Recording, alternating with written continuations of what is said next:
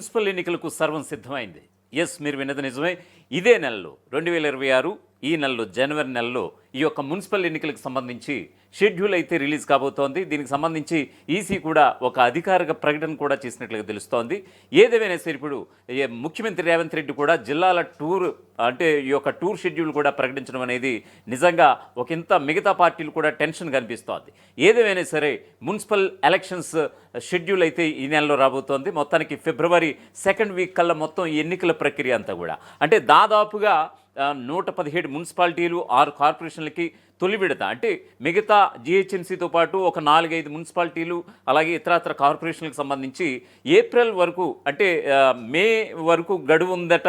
So ఆ యొక్క దశకు సంబంధించి మే నెలలో ఈ యొక్క ఎలక్షన్ జరగబోతున్నట్లుగా తెలుస్తోంది. ఏదేమైనా సరే తొలి విడత జరిగేటువంటి 117 మున్సిపాలిటీ 6 కార్పొరేషన్లకు సంబంధించి ఈ యొక్క షెడ్యూల్ అయితే ఇదే నెలలో రాబోతోంది. సో ఏదేమైనా సరే తెలంగాణలో మరో ఎన్నికల నగారా మోగిందా అని అంటే కనుక ఎస్, ఖచ్చితంగా ఆల్రెడీ రాష్ట్ర ఎన్నికల కమిషనర్ కుముదిని ఆల్రెడీ ఒక ప్రెస్ నోట్ కూడా రిలీజ్ చేసినటువంటి సందర్భం, ఆల్రెడీ ఈ యొక్క జిల్లాల కలెక్టర్లకి అలాగే అధికార యంత్రాంగాన్ని కూడా అప్రమత్తం చేసినటువంటి సందర్భం.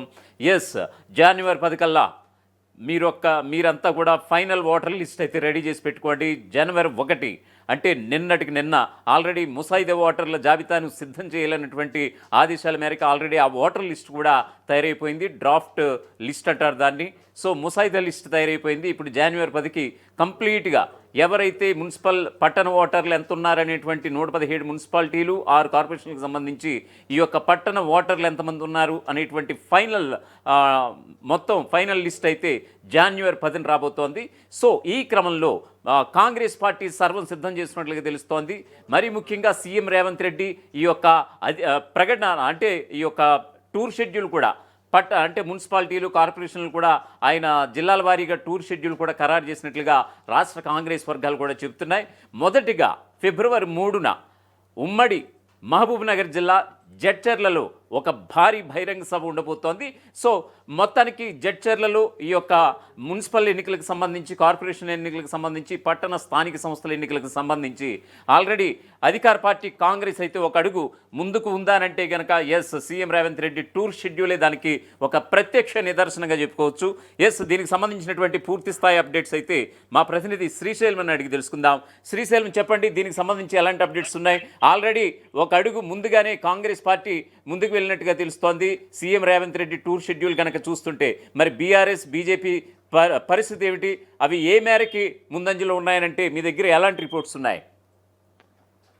ఎగ్జాక్ట్లీ రాధాకృష్ణ, తెలంగాణ వ్యాప్తంగా రీసెంట్ గా జరిగినటువంటి సర్పంచ్ ఎన్నికలకు మనం చూసాము. సర్పంచ్ ఎన్నికల్లో మెజారిటీ ఆఫ్ సీట్లు అధికారంలో ఉన్నటువంటి కాంగ్రెస్ పార్టీ సొంతం చేసుకుంటే మినిమం 30 నుంచి 40% ప్రతిపక్ష పార్టీ అయినటువంటి బీఆర్ఎస్ పార్టీ సొంతం చేసుకున్నటువంటి పరిస్థితులు కనిపించింది.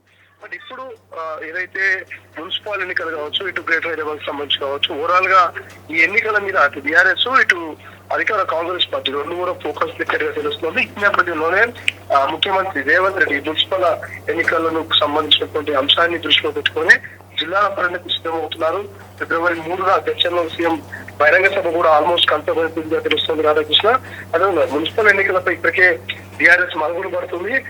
బీఆర్ఎస్ పార్టీ అధినేత మాజీ ముఖ్యమంత్రి కేసీఆర్ రీసెంట్ గా తెలంగాణ భవన్ లో పెట్టినటువంటి ప్రెస్ మీట్ లో క్లియర్ గా చెప్పారు. సో భవిష్యత్తులో ఖచ్చితంగా బీఆర్ఎస్ యాక్టివ్ అవుతుంది. జిల్లాలలో పర్యటనలు ఉంటాయి, జిల్లాలలో బహిరంగ సభలు ఉంటాయి, సమావేశాలు ఉంటాయంటూ ఆయన ఎలాంటి కామెంట్ చేశాడు. ఆ కామెంట్ కి సంబంధించి కూడా అంటే కాంగ్రెస్ పార్టీ కంటే ముందే వ్యూహాత్మకంగా బీఆర్ఎస్ ఆలోచిస్తోంది, మాజీ ముఖ్యమంత్రి కేసీఆర్ ఆలోచిస్తున్నాడు. సో ఖచ్చితంగా భవిష్యత్తులో కేసీఆర్ వ్యూహాన్ని పట్టుకెట్టేటువంటి కాంగ్రెస్ అంతకంటే మున్సిపల్ ఎన్నికల టైంలో జిల్లాల పర్యటనకు ముఖ్యమంత్రి రేవంత్ రెడ్డి వెళ్తున్నట్టుగా తెలుస్తోంది. రాధాకృష్ణ, సో అంటే బీఆర్ఎస్ కూడా ముందంజలో ఉందనేనా మీరు చెప్పే సారాంశం కూడా? ఎగ్జాక్ట్లీ, ఇప్పటికీ మనం ఏదైతే పార్లమెంట్ ఎన్నికలు కావచ్చు, గతంలో జరిగినటువంటి ఎమ్మెల్సీ ఎన్నికలు కావచ్చు, ఆ తర్వాత జరిగిన జూబ్లీహిల్స్ ఉప ఎన్నికలు కావచ్చు, రీసెంట్ జరిగిన సర్పంచ్ ఎన్నికలు కావచ్చు, ఈ ఎన్నికలన్నింటిలో కూడా ప్రతిపక్ష పార్టీ అయినటువంటి బీఆర్ఎస్ పార్టీ చాలా వెనకంజలో ఉంది. సో ఈ నేపథ్యంలో ఇప్పుడు జరుగుతున్నటువంటి మున్సిపల్ ఎన్నికలు మాత్రం ఎట్టి పరిస్థితుల్లో చేజారొద్దు, ఖచ్చితంగా మున్సిపల్ ఎన్నికల్లో బీఆర్ఎస్ మార్పు చూపించాలి అనే పట్టుదలతో ఉన్నట్టు తెలుస్తుంది. మనం రీసెంట్ గా ఏదైతే అసెంబ్లీ ఎన్నికలకు సంబంధించి ఒకసారి మాట్లాడుకుంటే రాధాకృష్ణ, అసెంబ్లీ ఎన్నికల్లో జిహెచ్ఎంసీ పరిధిలో ఉన్నటువంటి స్థానాలన్నీ కూడా బీఆర్ఎస్ కు వచ్చినాయి. ఒక్క సీటు కూడా కాంగ్రెస్ పార్టీ ఎమ్మెల్యే సీట్లు సొంతం చేసుకున్న గతంలో. బట్ ఉప ఎన్నికల్లో మాత్రం దానికి భిన్నంగా ఏ ఉప ఎన్నిక జరిగినా కాంగ్రెస్ తన ఖాతాలో వేసుకుంది. ఏదైతే కంటోన్మెంట్ ఉప ఎన్నిక కావచ్చు, జూబ్లీహిల్స్ ఉప ఎన్నిక కావచ్చు. సో మళ్ళీ చేజారిపోతుంది జిహెచ్ఎంసీ మున్సిపాలిటీలు అనేటువంటి భావనలో బీఆర్ఎస్ ఉంది. అందుకే మున్సిపాలిటీలలో ఇటు జిహెచ్ఎంసీలలో తమ మార్పును చూపించేందుకు బీఆర్ఎస్ పార్టీ అధినేత మాజీ ముఖ్యమంత్రి కేసీఆర్ పక్కా వ్యూహంతో ఉన్నట్టుగా తెలుస్తోంది. అందుకుగానే తెలంగాణ భవన్ లో పెట్టినటువంటి పత్రికా సమావేశంలో కేసీఆర్ ముందస్తుగానే ప్రకటన చేశారు. సభలు సమావేశాలు ఉండబోతున్నాయి, జిల్లా కోరున్నట్టు గతంలో ఆయన చేసినటువంటి ప్రకటన మనం చూసాం. అంటే ఇక్కడ ఎత్తుకు పై ఎత్తు వేస్తూ ఇటు ప్రతిపక్ష పార్టీ, అధికార పార్టీ రెండు కూడా వ్యూహాత్మకంగా ఈసారి మున్సిపల్, ఎంపీటీసీ, జెడ్పీటీసీ ఎన్నికలకు వెళ్లేందుకు సిద్ధమవుతున్నట్టుగా తెలుస్తోంది. బీసీలకు 42% రిజర్వేషన్లు చట్టపరంగా తెచ్చే అవకాశం ఉందా కాంగ్రెస్? లేదంటే పార్టీ పరంగా బీసీలకు 42% ఇచ్చే అవకాశం ఉందా? పార్టీ నుంచి మీకు ఎలాంటి సమాచారం ఉంది? ఇప్పటికైతే ఎంపీటీసీ, జెడ్పీటీసీ స్థానిక ఎన్నికల వరకు మాత్రం ఇచ్చిన హామీని కొంత పక్కకు పెట్టినట్టుగా తెలుస్తోంది. ఎంపీటీసీ, జెడ్పీటీసీ ఎన్నికల పోస్ట్ పోర్ అంటే మున్సిపల్ ఎన్నికల తర్వాత, అంటే ఫిబ్రవరి లో మున్సిపల్ ఎన్నికలు ఉండే అవకాశం ఉంది. మున్సిపల్ ఎన్నికల తర్వాత మార్చ్ లేదా ఏప్రిల్ ఆ టైంలో లోకల్ బాడీ ఎన్నికలు అంటే ఎంపీటీసీ, జెడ్పీటీసీ ఎన్నికలు ఉండే ఛాన్స్ ఉంది. కాబట్టి కొంత ప్రభుత్వానికి ఆలోచించుకోవడానికి టైం ఇచ్చింది. అంటే ప్రభుత్వం కూడా కొంత ఆలోచన చేస్తా ఉంది. కేంద్రం దగ్గర బిల్లులు పెండింగ్ లో ఉన్నాయి, విశ్వ ప్రయత్నాలు చేస్తా ఉంది. ఇప్పటికే గవర్నర్ కావచ్చు, కేంద్రానికి పంపించినటువంటి బిల్లులకు సంబంధించిన సంతకాలు పెండింగ్ లో ఉన్న వేళ మరి ఈ అసెంబ్లీ సమావేశాలు ఏమైనా డిస్కషన్ చేస్తా అనేది ఆలోచించాల్సిన అవసరం ఉంది. గతంలో అసెంబ్లీలో కానీ లేదంటే మంత్రులంతా కూడా భేటీ అయ్యి దీనిని ఒక కార్యాచరణ రూపొందించుకున్న తర్వాత 42% రిజర్వేషన్ మీద ఒక ప్రకటన చేస్తాం. ఆ 42% ప్రకటన తర్వాతనే ఎంపీటీ, జెడ్పీసీ ఎన్నికలు పెడతామని ఒక ఆలోచన కూడా గతంలో ముఖ్యమంత్రి రేవంత్ రెడ్డి చేసినటువంటి పరిస్థితి మనకు కనిపిస్తుంది. కాబట్టి సో కొంత ఎంపీటీసీ, జెడ్పీటీసీ మీద ఫోకస్ తగ్గించి మున్సిపల్, గ్రేటర్ హైదరాబాద్ ఎన్నికల మీద మాత్రమే ఫోకస్ పెట్టినట్టుగా తెలుస్తుంది. రాధాకృష్ణ, అంటే ఓన్లీ అంటే మీరు చెప్పింది రూరల్ స్థానిక సంస్థల ఎన్నికలకే అది వర్తిస్తుందా? బీసీలకి 42%, అంటే పట్టణ స్థానిక సంస్థలకి బీసీలకి 42% అనేది లేదంటారు. అంటే దాని మీద పూర్తి స్థాయిలో క్లారిటీ లేదు. అంటే ఎక్కడ కూడా మున్సిపల్ ఎన్నికలకు సంబంధించి కాంగ్రెస్ పార్టీ చెప్పలేదు. ఓన్లీ స్థానిక సంస్థల ఎన్నికలకు సంబంధించి బీసీ రిజర్వేషన్ మీద కామెంట్ చేసింది. కాబట్టి సో మనకు ఓన్లీ ఎంపీటీసీ, జెడ్పీటీసీ మాత్రమే మనం క్యాల్కులేషన్ గా తీసుకోవచ్చు. బట్ మున్సిపల్ ఎన్నికల్లో ఈ అంశం అనేది పెద్దగా మనకు ఎఫెక్ట్ గా పడదు. పెద్దగా అంశం తెర మీదకి వచ్చినటువంటి సందర్భం కూడా లేదు. Radhakrishna, okay Srisailam, thanks for updates. Yes, మొత్తానికి ఇది పరిస్థితి. ముఖ్యమంత్రి రేవంత్ రెడ్డి ఆల్రెడీ మున్సిపల్ ఎన్నికలకు సిద్ధమవుతున్నట్లుగా తెలుస్తోంది. ఆయన ఆల్రెడీ ఒక టూర్ షెడ్యూల్ అయితే విడుదల చేసినటువంటి సందర్భం. ఫిబ్రవరి 3వ తారీఖున ఉమ్మడి మహబూబ్ నగర్ జిల్లా జడ్చర్ల వేదికగా ఒక భారీ బహిరంగ సభ ఉండబోతోంది. ముఖ్యమంత్రి రేవంత్ రెడ్డి ఆధ్వర్యంలో జరిగేటువంటి సభకు అంతా కూడా తరలి రావాలని కార్యకర్తలకు ఇప్పటికే పార్టీ అధిష్టానం కూడా దిశానిర్దేశనం చేసినటువంటి సందర్భం అయితే కనిపిస్తోంది. మరోవైపు బీఆర్ఎస్ కూడా ఇప్పటికే సమాలోచనలు కూడా చేస్తున్నారట.